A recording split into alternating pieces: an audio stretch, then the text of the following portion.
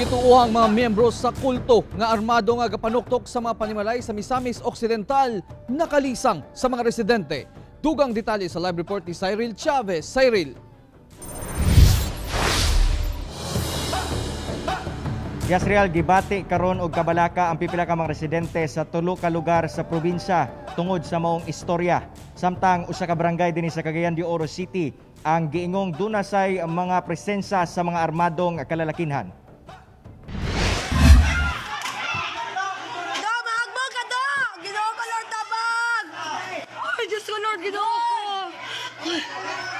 Kini ang kuha sa usa ka netizen diyang misulod kuno ang mga armadong lalaki nga gituwang membro sa kulto sa ilang lugar sa Usami City, Misamis Occidental. Nagkagubot ang mga residente ug ilang gipangita ang gikaingong mga membro sa kulto. Apan sumala sa Police Regional Office 10 nga walay basihan ang mga taho nga nahitabo kuno sa Tudela, Oroqueta City ug Usami City. Hinoon, gipakusgan sa otoridad ang police visibility sa mong mga lugar.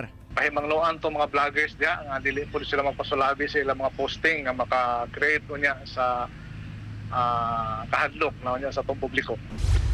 Samtang sa Barangay Indahag, partikular sa Caritas Village sa Cagayan de Oro City, nangalisang sab ang mga residente tungod sa tulo ka gabi nga sagunson nga nagpakita kuno ang mga armadong lalaki sa ilang lugar. Nakabandana kuno ang mga tawo ug daw murag adunay ginapangita. 15 minutes. Dakaw sila. Sa may istorya nila, ma'am. Yung lagi sila, panggutom daw sila. Ngitag tao. Mangita daw sa tao isa. Mangita tag tao kay kuha na sa kagutom nato. Ano siya? Nabalakar ako kay nabo ko'y batang gamay. Nga grabing hilak. Kahit yan. Di, nahadlok ko. Dito na hindi natulog sa pikas balay. Kaya mahadlok ko ako kuan ba. Magila ko niya sudlan midritso. Loy ka. Hadlok ko. Sigon sa Police Station 2 Cogon nga nakaabot na silang buhatan ng mong insidente ug padayon ang ilang investigasyon kalabot ni ini. Ato mga intel operatives nagapokus gid karon sa maong lugar para to unmask who are these individuals nga cited diha sa maong lugar.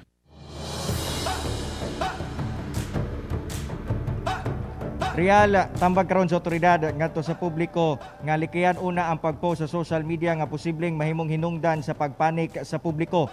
Hinoon ang ilahang panawagan nga kung adunay masiplatan nga mga taong adunay daotang laraw gilayon silang tawagon aron ilaha kining maaksyonan. Real. Okay, daghang salamat Cyril Chavez.